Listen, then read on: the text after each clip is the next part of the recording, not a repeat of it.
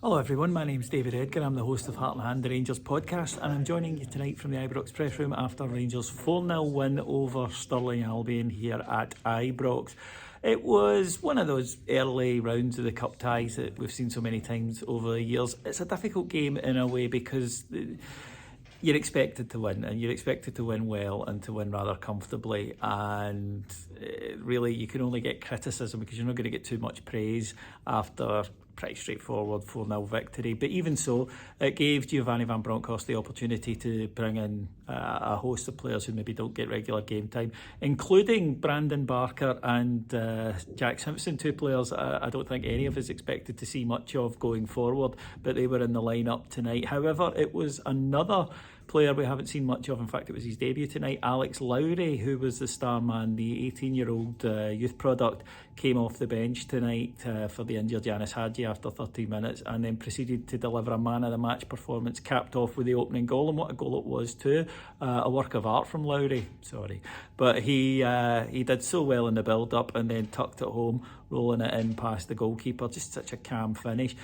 He looks incredibly mature for his age. He clearly has touch and a football brain, and I think we're all excited to see how this youngster progresses. I know that from our B team coverage over on Heart and Hand and Patreon that Ross and James who do that are incredibly excited about his future. Leon King would get on later on for some minutes as well. So yeah, it's good to see that the Rangers Training Centre is beginning to produce regular quality on quality on a regular basis now. That's something that's key for us as a club. It would be 2-0. The referee John Beaton awarding a penalty for a handball. It was a tough one to see. The crowd didn't see it. It was the ref and the officials that seen it, and James Tavernier slotted it away. But he then missed one a few minutes later, Stoke Waller, after a trip on Brandon Barker in the box. Tav, though, hit the same penalty, and it was saved by the goalkeeper. Cedric Itten had missed an absolute sitter early doors. Some debate about whether or not it went over the line. I think the replays were inconclusive. But then he would get one in the second half. Good work by John Lundstrom to tee him up, and then a spin and a shot in the box from Itten. Always important for a goal scorer to get a goal. And the manager said afterwards, he said, look, we didn't bring him back from sitting on the bench in Germany to sit on the bench here. So the opportunity is there for him to go on and be involved in the first team. Fashion Sakala finished off the scoring with a fourth, so he can get his haircut. So I think we're all pleased about that. But it was a really great finish from him.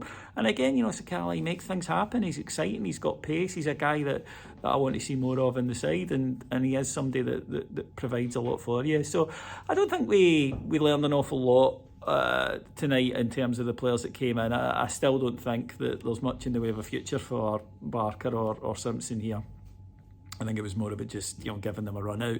I do think though that we've maybe seen the start of something special with Alex Lowry. A long way to go, and there'll be ups and downs as with any youth player. But the most important thing with any cup ties is to get through. A few goals, everyone leaves this Friday night quite happy.